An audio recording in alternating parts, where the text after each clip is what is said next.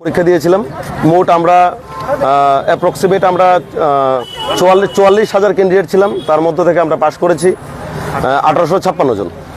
আমাদের এবছরের ভেরিফিকেশন টিআরবিটির হিস্ট্রিতে এরকম কঠিন ভেরিফিকেশন কোনো বছর হয়নি। ভেরিফিকেশনে আমাদেরকে অনেক হয়রানি করা হয়েছে। আমরা তারপরে ভেরিফিকেশন কমপ্লিট করে আমরা সার্টিফিকেট পেয়ে এখন আমরা 1856 জন ক্যান্ডিডেট রয়েছি।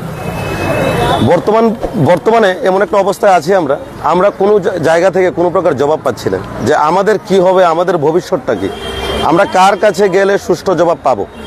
আমরা যখন ফাইন্যান্সে দেখা করতে গেলাম তখন ফাইন্যান্সের থেকে আমরা জানতে পারলাম আমাদের ফাইন্যান্স মিনিস্টার আমাদের সঙ্গে দেখা করেননি। ফাইন্যান্স মিনিস্টারের পিএ স্যার আমাদেরকে জানালো একরকম বিষয়। তারপর আমরা এলিমেন্টারিতে একবার এসেছি। এলিমেন্টারিতে আসার পরে এলিমেন্টারি ডিরেক্টর স্যারের কথাবার্তার কোনো মিল নেই। স্যার একবার বলছে যে ফেব্রুয়ারি মাসে কিছু সংখ্যক নিয়োগ হবে। এটা একদম আপনাদের নিউজ চ্যানেলের সামনে উনি বলেছিলেন যে ফেব্রুয়ারি মাসে কিছু সংখ্যক নিয়োগ, জানুয়ারি মাসে ফেব্রুয়ারি মাসে কিছু সংখ্যক নিয়োগ হবে, যার কোনো হদিশ এখন আমরা পাচ্ছি না।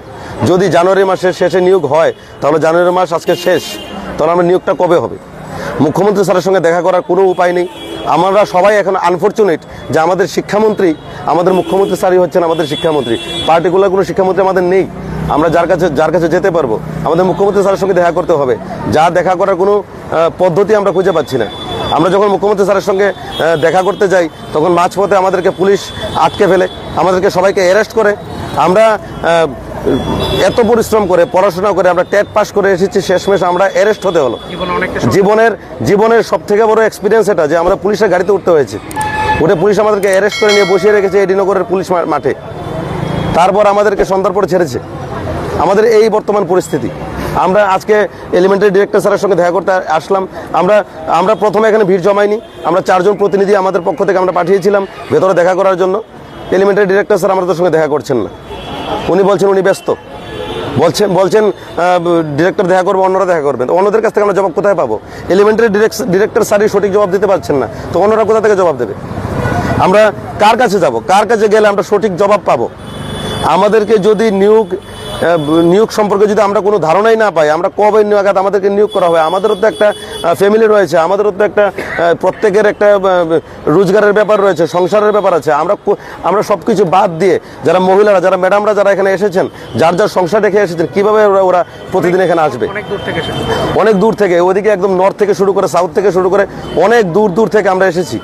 আমরা যদি সঠিক জবাবই না পাই, আমাদেরকে পাত্তাই দিচ্ছে না। এরকম একটা মনে হচ্ছে যে আমরা টেট পাস করে আমরা ভুল করেছি, এখন আমরা পাত্তাই পাচ্ছি না, আমাদেরকে কেউ সঠিক জবাবই দিচ্ছে না। টোটাল ভ্যাকেন্ট পোস্ট কতটা ছিল? 4100 মতো ভ্যাকেন্ট পোস্ট আছে। এটা আমার বক্তব্য না, এটা ত্রিপুরার বিধানসভায় কিংবা আমরা যে আরটিআই করেছিলাম দপ্তর থেকে আমাদেরকে জানিয়েছে যে 4100 পোস্ট আছে খালি। আমরা মাত্র 1856 জন। আমাদেরকে কেন নিয়োগ করছে না? রাজ্যের শিক্ষার কি বেহাল অবস্থা! প্রতিদিন আমরা কোনো না কোনো স্কুলের মধ্যে দেখতেই পাই যে ছাত্রছাত্রীরা আন্দোলন করছে, অভিভাবকরা আন্দোলন করছে যে স্কুলের মধ্যে শিক্ষক নেই। তো এগুলা কি আমাদের সরকারের নজরে পড়ছে না? আমাদের শিক্ষামন্ত্রীর নজরে পড়ছে না? এই প্রতি বছর এত পরিমাণ শিক্ষক রিটায়ারমেন্টে যাচ্ছে। 10,330 ভ্যাকেন্ট পোস্ট তো রয়ে গেল। আমরা 1856 জন ক্যান্ডিডেট পাস করেছি। 2022-এর পর টেট পরীক্ষাই হয়নি, 2025-এ পরীক্ষা হয়েছে, মধ্যে 3 বছর একটা নিয়োগও হয়নি। তা আমরা পাসই করেছি মাত্র 1856 জন, লেস দেন 5%। যতদিন আমরা পরীক্ষা দিয়েছিলাম এর 5% আমরা পাস করেছি। তাহলে আমাদেরকে কেন নিয়োগ করতে এত পরিমাণ গাফিলতি করা হচ্ছে? আর সব থেকে বড় ব্যাপার হচ্ছে আমাদেরকে নিয়ে কোনো প্রকার প্রতিক্রিয়া দিচ্ছে না। আমাদেরকে নিয়ে আমাদের শিক্ষামন্ত্রী স্যার কোনো প্রকার প্রতিক্রিয়া দিচ্ছে না যে তোমরা পাস করেছো, তোমাদেরকে একটা সময় নিয়োগ করা হবে, কিংবা তোমার কিছু তো জানাবেন আমাদেরকে কিছু জানাচ্ছেই না। স্যার একটা কথা বলেন যে ডিমান্ড আছে, সাপ্লাই হবে। কখন হবে? ডিমান্ড তো প্রচুর, তো সাপ্লাইটা কখন হবে? আমাদের মধ্যে অনেক স্যার ম্যাডাম আছেন যারা ওভারেজের একদম পথে অলরেডি হয়ে গেছে, 2-1 জন আছেন যারা 40 বছর হয়ে গেছে। তো তাদের ভবিষ্যৎটা কি? ত্রিপুরা তো মাস্টার নেই। আগে তো স্যার মানে ত্রিপুরার মন্ত্রী মিনিস্টার তারা বলতেন, মুখ্যমন্ত্রী স্যার বলতেন যে ত্রিপুরায় যোগ্য শিক্ষক আমরা পাচ্ছি না, টেট কোয়ালিফাইড আমরা পাচ্ছি না, আমরা টেট পাস করে বসে আছি, তাহলে আমাদের নিয়োগ কোথায়?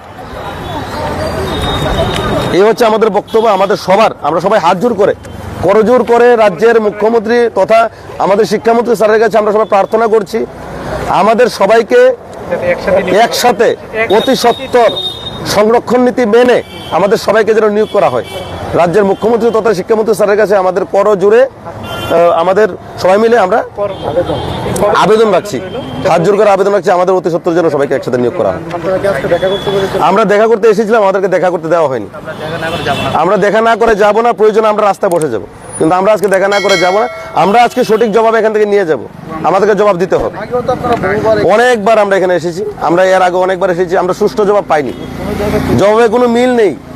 একবার বলছে